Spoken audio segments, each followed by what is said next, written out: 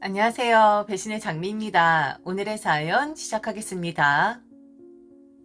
안녕하세요. 어둡고 끝날 것 같지 않았던 길고 긴 터널을 지나 새로운 인생을 살고 있는 50대 여성입니다. 얼마 전 저는 한 그림을 친구와 함께 보면서 내가 이렇게 달라졌구나 라는 것을 느끼게 되었답니다. 그 그림은 어두움 그 자체였었어요. 앙상한 나뭇가지에 나뭇잎이 몇 개 달리지 않았었고 그야말로 초라하고 차가워 보이기까지 하는 그런 그림이었는데 친구는 정말 이 그림 완전 꽝이다. 이런 그림을 뭐하러 그린 거래? 사람 기분만 잡치게? 라는 말을 했지만 무슨 일이었을까요? 저는 그 어두운 그림에서 저 멀리 한 줄기 빛이 보이는 겁니다. 저 달 안 보여? 저 달로 향해 가는 거잖아. 여긴 어둡지만 저기는 밝아오고 있는 거잖아. 친구가 저의 등을 때리면서 박장대소를 하는 겁니다. 변했다고요. 달이 보였냐고요. 다시 한번 눈을 씻더니 여기에 달이 있었네. 이 지집에 나보다 훨씬 더 나은 삶을 살고 있네. 다행이다 이거사 하는데 순간 눈물이 왈칵 쏟아질 것 같은 겁니다. 내가 이렇게 달라졌다니. 모든 걸 다 가졌다고 생각한 내 친구가 보지 못했던 그 달을 보다니, 한 줄기 빛을 보다니, 제가 감정적으로 동요를 하니까 친구가 저를 안아주더군요. 잘하고 있는 거라고요. 잘 살고 있는 것이고 너를 세상 사람들이 다 비난한다고 한다면 가장 앞장서서 그 비난의 화살 내가 대신 다 맞아주겠노라고. 잘한 거라고. 마음의 빛 따위 가지고 있지 않아도 되고 머릿속에서 지워버리라고 하는데 그날 친구가 저를 그 갤러리에 초대한 이유가 있었더라고요. 마음 편하게 있지 않을 신경 쓰고 있을 저를 위해 특별히 그 장소를 그 그림을 고른 거였었습니다. 사설이 조금 길었습니다. 요즘에 왜 이렇게 말이 많아졌는지 바로 본론으로 들어가도 될 것을 감정의 소용돌이에서 벗어나지 못하는 경우가 많아서 주책맞게 아줌마가 말이 너무 길어지네요. 저는 지금 혼자입니다. 나이스하게 화려한 돌싱이라고 하고 싶네요. 그래서 느껴지실지 모르겠지만 저는 지금 너무 행복하고 만족스러운 삶을 살고 있습니다. 그리고 결혼 생활하면서 이혼에 이를 때까지는 전혀 모르고 있었는데 세상에는 권선징악이라는 게 존재하긴 하더군요. 이혼을 하기까지 저는 엄청 망설였던 사람입니다. 과연 내가 이혼을 하고 난 뒤 혼자서 잘 살 수 있을지. 아무리 옆에서 나를 도와준다고 하지만 내 식구였던 사람들도 나를 이리도 미천한 사람 취급하는데 과연 남인 지인들이 나를 도와줄지 의심을 했었거든요. 그런데 식구였던 사람들이 나쁜 사람들이었습니다. 그들은 저를 철저하게 이용만 한 그런 사람들이었거든요. 결혼 생활 내내 저는 지옥 같은 시집살이를 겪었어야 했고 이유를 대자면 밤을 새도 모자랄 지경으로 수만 가지였었답니다. 가장 큰 이유는 우선 저는 아이가 없습니다. 아이를 낳을 수 있는 몸이 아니라는 것을 결혼을 하고 알게 되었어요. 시댁 식구들은 제가 결혼 전 이미 알고 있었는데 자기들을 속이고 결혼한 것이라고 했고 그나마 다행이라고 여겨야 하는 것이 제가 결혼했었던 사람이 차남이었는데 그걸 다행으로 여기라고 했었던 사람들이었었죠. 형님은 아이를 넷이나 낳은 분이었었는데 바보같이 아이를 낳지 못하는 몸이고 죄인이나 다름없는 몸이니 저는 형님을 대신해서 형님의 아이들을 돌보는 일을 했었죠. 둘째부터 돌보기 시작을 했는데 어느 정도 손이 좀 떼어질만 하면 또 하나가 나오고 그러다가 또다시 손을 좀 뗄만 하면 또 나오고 아이를 낳은 사람은 아니지만 마치 애엄마가 된 것처럼 생활을 했었던 것 같아요. 더군다나 형님 아이들을 위해서 시댁에서 이사를 하라는 명령까지 내리셨고 남편 역시 시부모님들의 명령 거역할 수 없었고 남편 또한 저를 죄인 취급하는 인간이었으니 이사까지 하면서 그 조카들 돌봤었습니다. 4명의 조카 돌보는 것 가지고 시집살이고 지옥이라고 하는 것이냐? 어차피 당신이 엄마가 아닌데 친엄마 역할이 가장 큰 것인데 너무 비하기 심한 거 아니냐고 하실 수도 있지만 그럼 이건 어떨까요? 시누이의 아이들까지 돌봤다면요.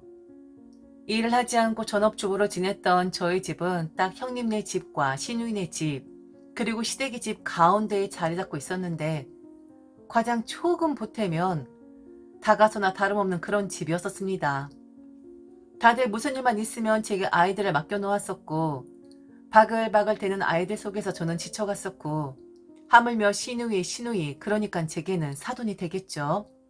그 사돈의 아이까지 돌본 적이 있었으니 아이만 낳지 않았지 얼마나 많은 수의 아이들을 케어했고 엄마 역할을 했었는지 참 지금 돌이켜보면 요즘 사람 말로 폼 완전 미치지 않았습니까? 아이들만 돌봤느냐. 저희 집의 모든 사람들이 들락거릴 수 있게끔 딱 가운데 있다고 했잖아요. 시댁의 모든 일들 다 제가 했어야만 했죠. 귀신같이 합니다. 시댁에 일이 있을 때 만일 형님이나 시누이나 아이들 제게 맡겨놓으면 아이들 봐야 해서 갈 수가 없다라고 핑계라도 댈 수 있잖아요. 그런데 마치 짠 것처럼 시댁에 일 생기면 지들 아이들 지들이 알아서 보더라고요. 그러니까 시댁이 일 없을 때 나름 저도 제 시간을 좀 가지고자 할 땐 자기들 애새끼들 다 제게 데려다 놓았었고 시댁에 일이 있으면 애들 싹 걷어가는 쉴 시간이 없었던 거죠. 그럼 애들은 이쁘지 않냐라고 하실 수 있지만 처음엔 이뻤습니다.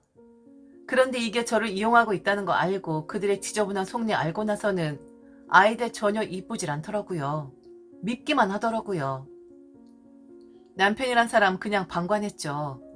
다들 저를 부려먹기만 하니까 그게 익숙하니까 그리고 저도 아무 말 안 하고 묵묵히 하고만 있으니까 습관이 되어 버렸는지 뭐가 힘드냐고 집에서 놀고 있는데 서로 도와가며 사는 거지 네가 하는 게 뭐가 있냐며 나무라기만 하더군요.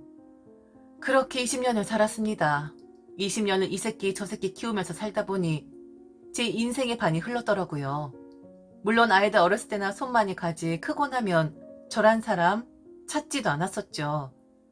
남의 새끼들 키워주느라 결혼생활 10년치를 할애했다면 나머지 10년은 오롯이 다 시댁에게 할애를 해야만 했습니다.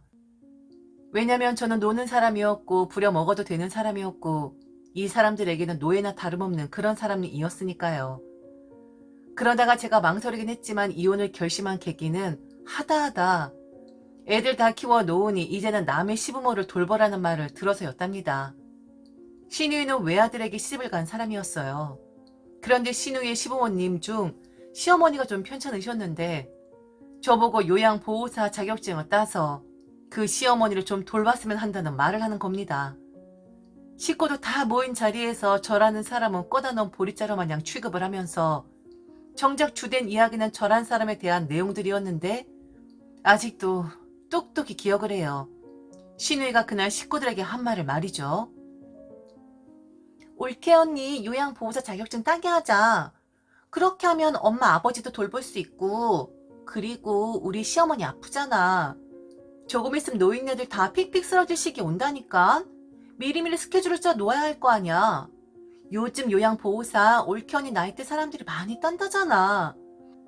돈도 벌면서 남는 시간에 시부모님 케어도 할 수 있게끔. 이놈의 나란 도대체 정책이 어떻게 된 건지 노인들 아프면 가족들이 다 희생을 해야 하잖아.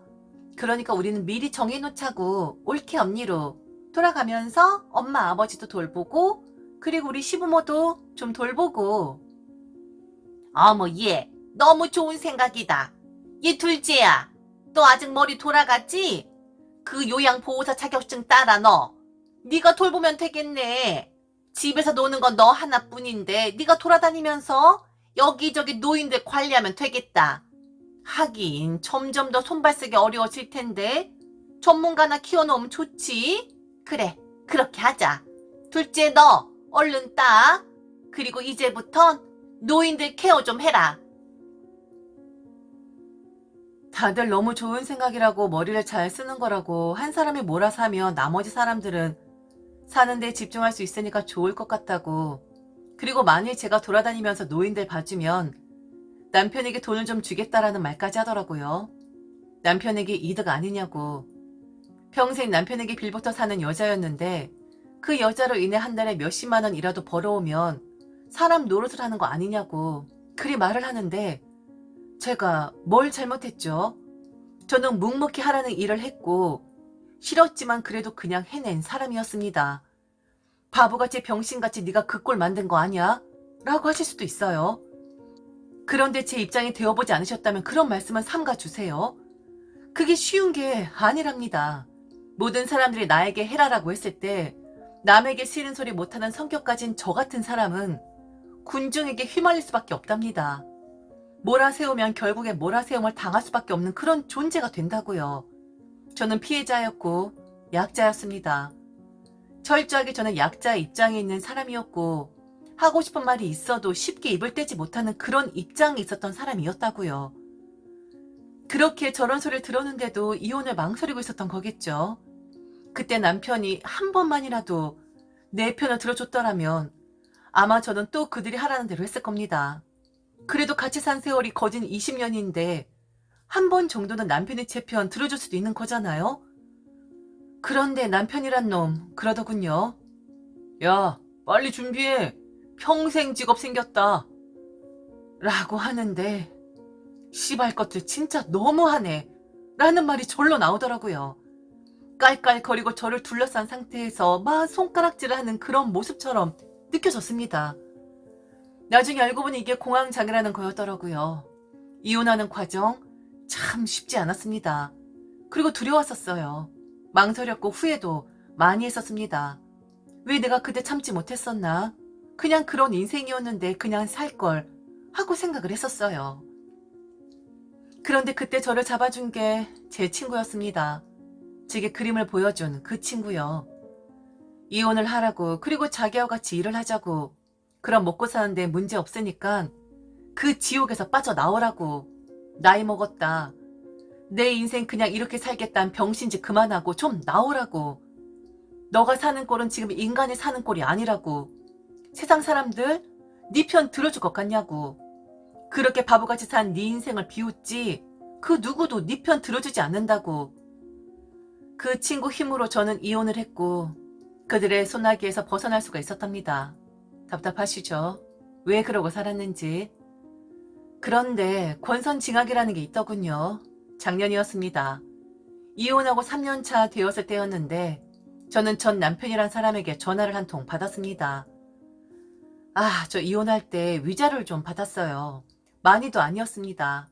고작 2천만 원 받았는데 아, 그걸 좀 다시 돌려달랍니다. 이유는 물어보지도 않았어요. 사정 이야기하려는 그 남편놈 주둥이를 막아버렸거든요. 닥치라고. 친구의 도움으로 저는 지금 아주 잘 살고 있어요. 그리고 혼자 몸인데 뭐 그렇게 돈이 필요로 하겠습니까? 그깟 2천만 원 때문에 위자료로 준 건데 다시 좀 돌려줄 수 있냐고 거지같이 말하는 전 남편놈. 이거 먹고 떨어져라 하고 줄 수도 있었어요. 도와주고 싶어 그런 게 아니라 그래 네 꼴이 그렇지. 그 정도밖에 안 된 인간이었어. 라고 한껏 비웃으며 돈 던져줬어도 되는 거였어요. 그런데 굳이 왜? 돈 던져주는 대신 저는 욕 한 바가지 선물을 했고 그리고 실제로 비웃었습니다. 꼴 좋다고요. 그렇게 잘난 네 식구들은 뭐 하길래 헤어진 사람한테 돈 이야기를 하느냐 엄청 비웃었어요. 빌어보라고 했습니다. 제발 달라고 제게 존댓말 하면서 빌면 주겠다고 했는데 전 남편놈 그냥 전화 끊어버리더라고요. 그리고 저는 얼마 전에 소식을 들었죠. 그 인간이 죽었답니다. 병이 있었대요. 우연하게 듣게 되었고 그 소리 듣는데 귀를 막고 싶긴 하더라고요. 기분이 이상했죠. 저와 전 남편 마지막 통화는 제가 그를 막 비웃고 깔보고 있었던 거였는데 이제 그 사람, 이 세상 사람 아니랍니다. 한동안 마음 좋지 않았고 그래서 친구가 저를 갤러리에 데리고 간 거였습니다. 미안해하지 말라고, 마음에 담아두지 말라고. 너는 20년을 산 송장처럼 산 사람인데 그걸 가지고 지금 미안해하냐고. 너랑 헤어진 뒤에 있었던 일이고 2천만 원이 작은 돈이냐고. 큰 돈을, 그것도 헤어진 이혼한 여자에게 위자료로 준 돈인데 그걸 다시 돌려달라고 하는 밴댕이 같은 인간이 어디 있냐고. 권선징악 맞죠? 저보다 오래 살 줄 알았는데 그렇게 가버렸다고 하네요. 쉽지 않은 마음으로 지금 제 이야기를 써 내려가는 건데 저는 그렇게 생각을 합니다. 권선징악이라고 말을 하긴 했지만 고소해야 한다거나 쌤통으로 생각을 한다거나 하진 않아요. 그런데요. 미안한 마음은 갖지 않으려고요. 잠시 생각이 나긴 하겠지만 우리 뉴스에서 어떤 사람이 안타까운 일 당하게 되면 순간에 안쓰러운 마음 들지만 돌아서면 그거 잊어버리고 살게 되잖아요. 그렇게 살려고 노력 중이랍니다. 그리고 그 그림에서 봤던 그 달처럼 저는 계속해서 밝은 면만 바라보며 살아가고 싶습니다.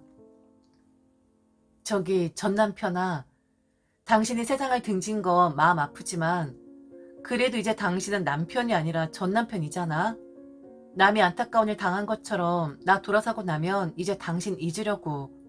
그러니 나에 대한 원망이 있다면 20년 살면서 나를 괴롭혔던 그 세월과 맞바꿨다 생각을 해라. 그게 공평한 거니까. 잘 가라 인간아. 그런데 눈물이 조금 나네요. 아이고, 주책맞은 아줌마 이야기 들어주시느라 고생하셨습니다. 여러분, 후회하는 삶 살지 마세요. 여러분도 밝게 빛나는 달을 보면서 달려가세요. 저도 그렇게 살도록 할게요.